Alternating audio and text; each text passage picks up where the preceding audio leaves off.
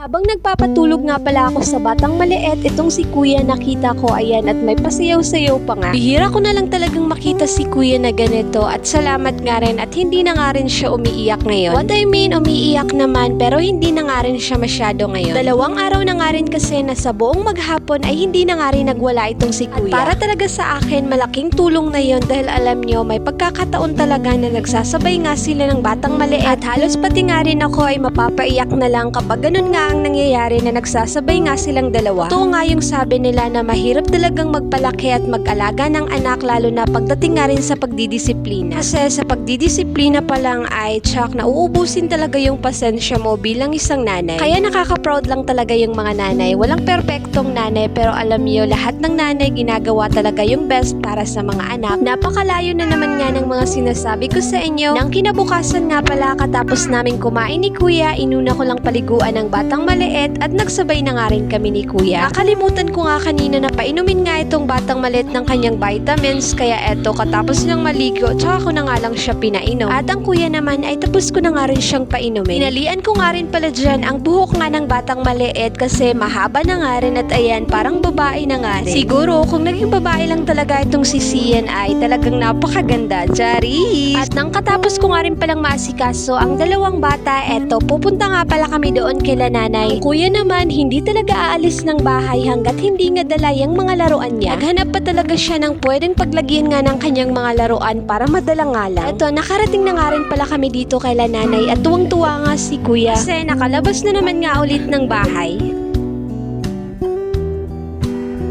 At mga ilang oras nga rin ay nagpauwi na nga rin si kuya kasi gusto na nga rin daw niyang matulog. Tamang-tama nga rin pagka-uwi namin nakatulog nga agad si kuya at eto dumating na nga rin pala yung in-order ko ang diaper. Ay flex ko na nga rin pala sa inyo, ito nga palang na-order ko dito nga sa Black App. Namimiss ko na nga rin kasi ang mga pabango ng personal collection kaya eto nag-checkout nga muna ako ng isa. Talaga sa mga paborito kong amoy, ito nga palang Joyful Bless. At kung gusto nyo nga rin palang masubukan yan, ilalagay ko yung link sa comment section at pati na nga rin pala itong diaper na ginagamit ko nga sa 2 bata. At bukas na nga rin pala ako ng isa para nga sa gagamitin ng 2 bata tapos ayan, inilagay ko nga lang sa karton na pinaglalagyan ko. At katapos nga nagdiretso na nga rin pala ako dito sa mga binabad kong kaldero para mahugasan na nga rin.